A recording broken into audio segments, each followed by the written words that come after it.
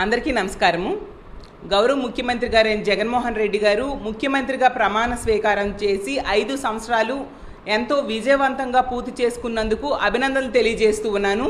గతంలో రామరాజ్యం లాంటి పరిపాలన గురించి మనం చరిత్రలో వినడం జరిగింది. దాన్ని ఈరోజు ఎలా ఉంటుందో జగనన్న చేసి చూపించారు.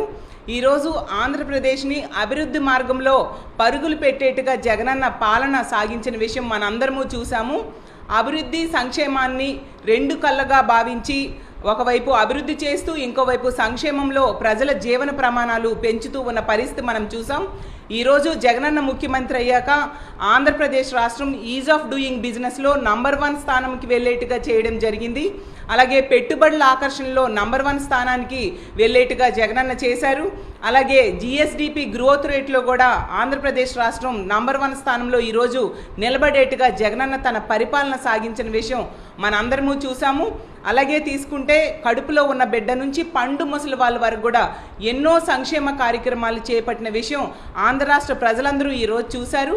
అలాగే మేనిఫెస్టోని ఒక బైబిల్లా, ఖురాన్లా, భగవద్గీతలా భావించి అందులో ఉన్న అంశాలని 99% నెరవేర్చిన ఏకైక ముఖ్యమంత్రిగా గౌరవ ముఖ్యమంత్రి గారైన జగన్మోహన్ రెడ్డి గారు ఈరోజు చరిత్రలో నిలిచారు. అంత గొప్ప పరిపాలన అందించారు.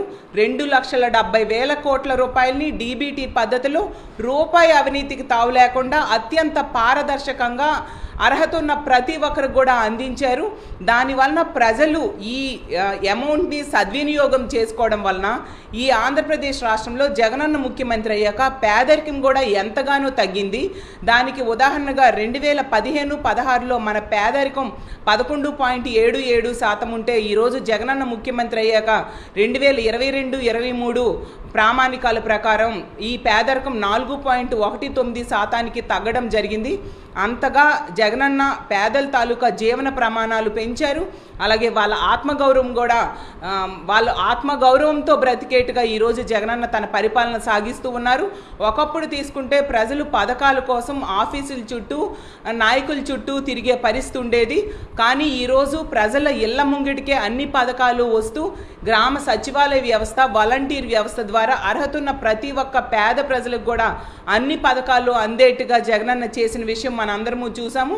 అలాగే ఈరోజు కడుపులో ఉన్న బిడ్డకి సంపూర్ణ పోషణ పథకం ద్వారా వాళ్ళకి ఆహారాన్ని అందించడమే కాకుండా పిల్లలు బడికి వెళ్ళే పిల్లల కోసం అమ్మఒడి పథకాన్ని ప్రవేశపెట్టి అలాగే విద్య కోసం నాడు నేడు ద్వారా స్కూల్స్ అభివృద్ధి చేస్తూ ఉన్నారు. అలాగే ఇంగ్లీష్ మీడియం గవర్నమెంట్ బడుల్లో ఇంగ్లీష్ మీడియం విద్యని అందించడమే కాకుండా సిబిఎస్ఈ సిలబస్ అనే దాన్ని కూడా గవర్నమెంట్ స్కూల్లో పేద పిల్లలకి ఈరోజు అందిస్తూ ఉన్నారు.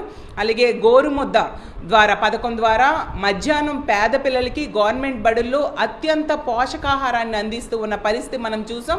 అలాగే జగనన్న విద్యా కానుక ద్వారా గవర్నమెంట్ స్కూల్లో చదివే పేద పిల్లలకి అన్ని రకాల వసతులు, యూనిఫాము, షూ, సాక్సులు అన్ని రకాలవి కూడా వాళ్ళకి అందిస్తూ ఒక కార్పొరేట్ స్కూల్స్కి ధీటుగా ఈరోజు గవర్నమెంట్ స్కూల్స్ని అభివృద్ధి చేసిన విషయం మనం చూసాం. అలాగే వైద్య రంగంలో తీసుకుంటే ఎన్నో విప్లవాత్మకమైన మార్పులు ఆ రోజు కరోనా సమయంలో కూడా జగనన్న ఆంధ్ర రాష్ట్ర ప్రజలకి ఎంతగానో అండగా నిలబడిన విషయం మనందరం చూసాం. అలాగే ఆరోగ్యశ్రీ పరిధిని 25 లక్షల వరకు జగనన్న పెంచడం జరిగింది. అలాగే ఫ్యామిలీ డాక్టర్ కాన్సెప్ట్ అనేది అసలు కలలో కూడా పేదవాడు ఊహించడు, దానిని ఈరోజు నిజం చేసి చూపించారు. అలాగే ఆరోగ్య సురక్ష ద్వారా పేద ప్రజల గ్రామాల్లోకి ఇళ్ల దగ్గరికి వెళ్ళి వాళ్ళకి వైద్యం అందించేట్టుగా జగనన్న ఈరోజు ఏర్పాట్లు చేయడం మనందరం చూసాం. అలాగే ఆరోగ్యశ్రీలో ఉన్న వ్యాధులను కూడా 3,500 వ్యాధుల వరకు కూడా ఆరోగ్యశ్రీ ద్వారా పేద ప్రజలకి వైద్యం అందిస్తూ ఉండే పరిస్థితి మనం చూసాం. అలాగే వ్యవసాయ రంగం తీసుకుంటే ఈరోజు ఎన్నో విప్లవాత్మకమైన మార్పులు, రైతు భరోసా కేంద్రాలు, అసలు జగనన్న ప్రవేశపెట్టిన ఈ రైతు భరోసా కేంద్రాలు ఈరోజు దేశానికే ఆదర్శంగా నిలిచి పక్క రాష్ట్రాలు, చుట్టుపక్కల దేశాలు కూడా వీటిని తమ దేశాల్లో ఇంప్లిమెంట్ చేసేట్టుగా ఉన్నాయి ఈ రైతు భరోసా కేంద్రాలు. ఒకప్పుడు రైతులకి వ్యవసాయం సరిగ్గా లేక వాళ్ళు వలసలు వెళ్ళిపోయేవారు. జగనన్న ముఖ్యమంత్రి అయ్యాక ఈ రైతు భరోసా కేంద్రాల ద్వారా నాణ్యమైన విత్తనాలు, అలాగే ఎరువులు, అన్ని రకాల సౌకర్యాలు వాళ్ళ ఇంటి ముంగటికే అందిస్తూ ఉన్న పరిస్థితి. అలాగే రైతు భరోసా ప్రతి సంవత్సరం కూడా వాళ్ళకి పెట్టుబడి సాయం కింద అందిస్తూ ఉన్నారు. అలాగే నాణ్యమైన విద్యుత్ అందిస్తూ ఉన్నారు. అలాగే ఇన్పుట్ సబ్సిడీ, ఏదైనా ప్రమాదం జరిగితే సకాలంలో వాళ్ళకి ఇన్పుట్ సబ్సిడీ అందిస్తూ ఉన్న పరిస్థితి. అలాగే సున్నా వడ్డీని కూడా రైతులకి సకాలంలో వాళ్ళకి అందిస్తూ వాళ్ళకు ఆదుకుంటూ ఉన్న పరిస్థితి. కాబట్టి ఈరోజు జగనన్న పాలనలో రైతులు దర్జాగా గ్రామాల్లో వ్యవసాయం చేసి తమ గ్రామాల్లో బ్రతికే పరిస్థితిని ఈరోజు జగనన్న కల్పించారు. అలాగే తీసుకుంటే పెద్ద చదువులు చదివే పిల్లల కోసం ఈరోజు జగనన్న విద్యా దీవెన ద్వారా వాళ్ళకి ఆదుకోవడమే కాకుండా వసతి దీవెన ద్వారా కూడా వాళ్ళకి హాస్టల్ సౌకర్యాన్ని అలాగే వసతిని కల్పించుతూ ఉన్న పరిస్థితి చూసాం. అలాగే విదేశీ విద్యా దీవెన కూడా ఏర్పాటు చేసి విదేశాల్లో చదివే పేద పిల్లలు కూడా ఆదుకుంటూ ఉన్న పరిస్థితి మనం చూసాం.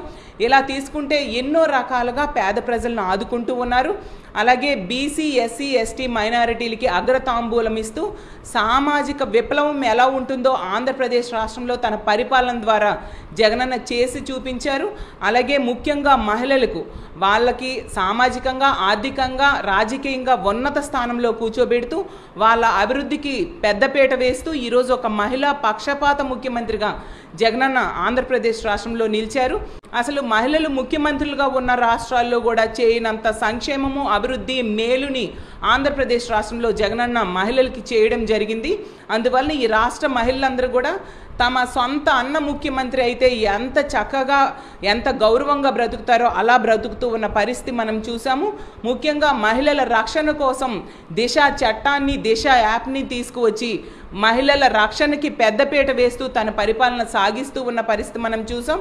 అలాగే ప్రతి సంక్షేమ కార్యక్రమాన్ని కూడా మహిళలే మెజారిటీ లబ్ధిదారులు ఉండేట్టుగా జగనన్న తన పరిపాలన అందిస్తూ ఉన్నారు. ఒక అమ్మఒడి ఇస్తే మహిళల పేరున, విద్యా దీవెన ఇస్తే మహిళల పేరున, వసతి దీవెన ఇస్తే మహిళల పేరున, అలాగే చేయూత ఇస్తే మహిళల పేరున, ఆసరా ఇస్తే మహిళల పేరున, ఈబీసీ నేస్తం ఇస్తే అది కూడా మహిళల పేరున, అలాగే తీసుకుంటే కాపు నేస్తం ఇస్తే అది మహిళల పేరున, అలాగే ఇల్లు ఇస్తే అది మహిళల పేరున ఇస్తూ మహిళలు ఎవరి మీద ఆర్థికంగా ఆధారపడకుండా తమ కాళ్ళ మీద తాము నిలబడేట్టుగా సగర్వంగా వాళ్ళు సమాజంలో బ్రతికేట్టుగా ఈరోజు జగనన్న తన పరిపాలన సాగించారు. అలాగే తీసుకుంటే ఈరోజు ఆంధ్రప్రదేశ్ రాష్ట్రంలో మహిళలు ఎంతో ధైర్యంగా బ్రతుకుతూ ఉన్నారు. అలాగే రాజకీయంగా కూడా ఉన్నత స్థానంలో మహిళల్ని జగనన్న కూర్చోబెట్టిన పరిస్థితి మనం చూసాము.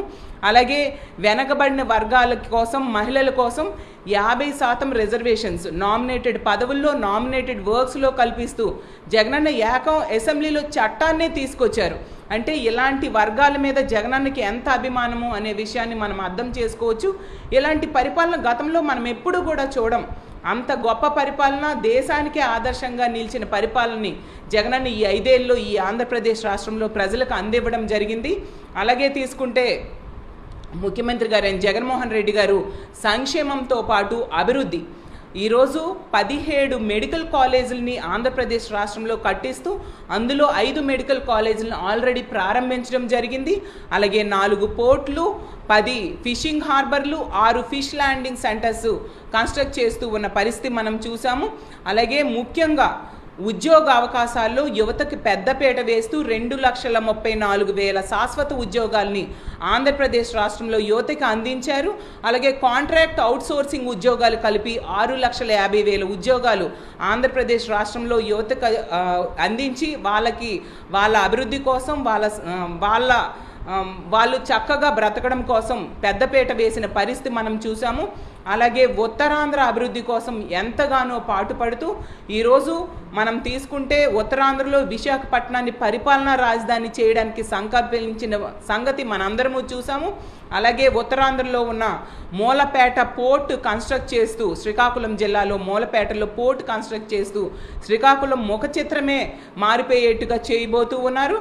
అలాగే ఉద్దానంలో కిడ్నీ సమస్య ఎన్నో ఏళ్లుగా పరిష్కారం కాని సమస్యకి శాశ్వత పరిష్కారం జగనన్న ముఖ్యమంత్రి అయ్యాక శాశ్వత పరిష్కారం తీసుకొచ్చి 740 కోట్లతో వంశధార నీటిని ఉద్దానం ప్రాంత ప్రజలకు అందించిన పరిస్థితి మనం చూసాము. అలాగే 85 కోట్లు పెట్టి 200 పడకల హాస్పిటల్, కిడ్నీ రీసెర్చ్ సెంటర్ కూడా ఏర్పాటు చేసి ఈరోజు ఉద్దానం ప్రజలు కిడ్నీ సమస్య నుంచి శాశ్వత పరిష్కారం పొందేట్టుగా జగనన్న ఏర్పాట్లు చేయడం జరిగింది. అలాగే 4 మెడికల్ కాలేజీలు ఉత్తరాంధ్రలో ఏర్పాటు చేయడం మనందరము చూసాం. అలాగే విశాఖపట్నంలో ఒక అదానీ డేటా సెంటర్, ఇన్ఫోసిస్ తీసుకురావడం జరిగింది.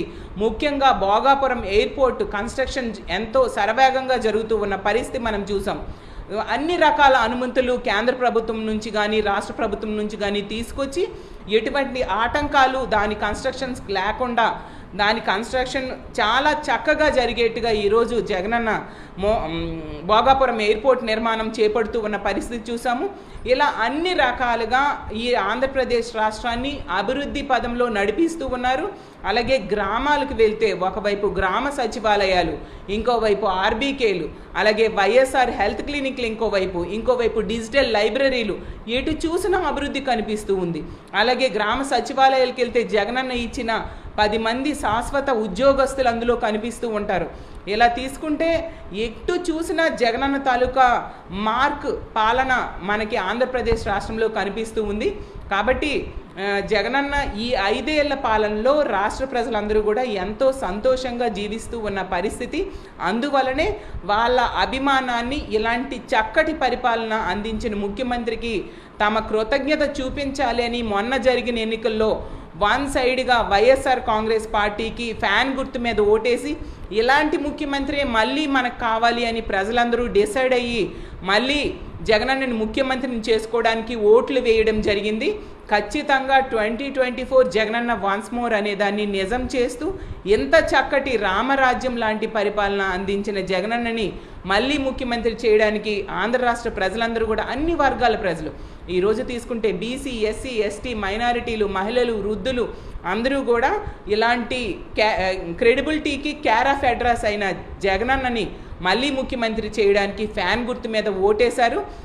వచ్చే కౌంటింగ్ రోజున 175కి 175 సీట్లు కూడా మన వైఎస్ఆర్ కాంగ్రెస్ పార్టీ గెలవబోతుంది అని తెలియజేయడానికి సంతోషిస్తూ ఇంత చక్కటి పరిపాలన అందించిన జగనన్నకి ధన్యవాదాలు ఆంధ్ర రాష్ట్ర ప్రజల తరపున ముఖ్యంగా